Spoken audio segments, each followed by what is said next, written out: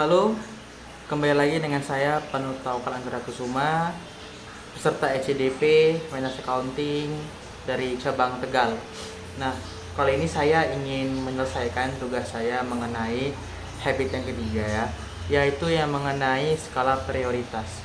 Nah, sebagaimana kita ketahui, inti dari materinya adalah untuk menjadikan kita bisa membagikan tugas antara mana yang penting mendesak, tidak penting mendesak, tidak penting mendesak, dan sebagainya.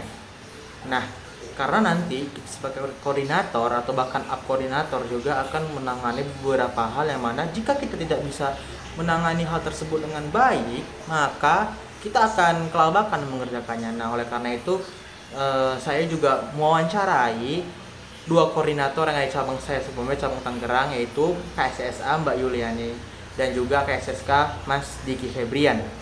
Nah, yang pertama itu saya mencoba berdiskusi peran koordinator KSSA di Mbak Yuli, bagaimana sih pembagian skala prioritas pekerjaan di KSSA itu sendiri.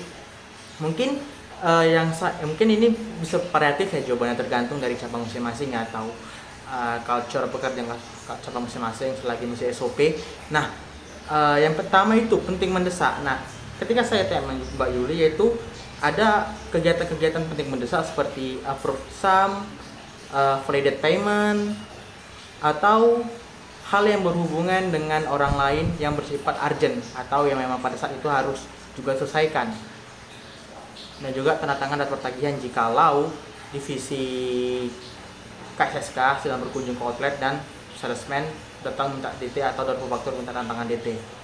Nah, kemudian untuk penting tidak mendesak, seperti ya ini penting tapi tidak mendesak karena ada jadwal atau rundown pekerjaan ini pada hari-hari tertentu seperti opnam giro, opnam kas, cycle count yang tidak tiap hari juga, mengirim laporan-laporan yang diminta oleh pusat dan sebagainya.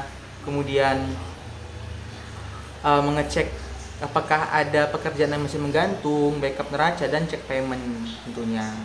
Nah, kemudian untuk pekerjaan yang tidak penting tapi itu mendesak, nah seperti terima telepon atau konfirmasi mengenai hal-hal yang ditanyakan oleh pihak sistem telepon kepada kita sebagai SSA, dan juga request rekap biaya dari divisi lain karena kita nantinya akan validate dan mengclear payment tersebut, seperti juga entry lembur dan lain-lain.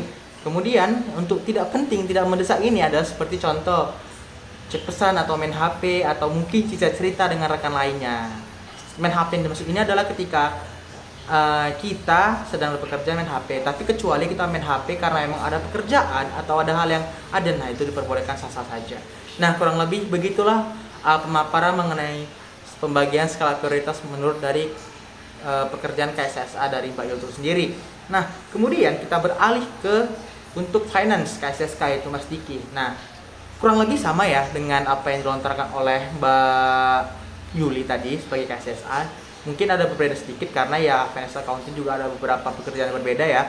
Seperti kalau kolektor finance itu cenderung diminta data piutang dan sebagainya oleh direktorat atau bahkan pusat sebagai bahan pertimbangan data untuk approve sum dan lain-lain, yang mana ini harus segera dilakukan untuk memberikan data kepada mereka. Ini juga masuk kepada penting dan mendesak. Kalau juga tidak penting dan tidak mendesak, seperti tadi juga mengirim laporan, karena masing-masing laporan itu udah ada deadline-nya. Nah, kemudian juga meminta bantuan dari full faktur atau mungkin unflagged DT atau mungkin reverse RC dan sebagainya.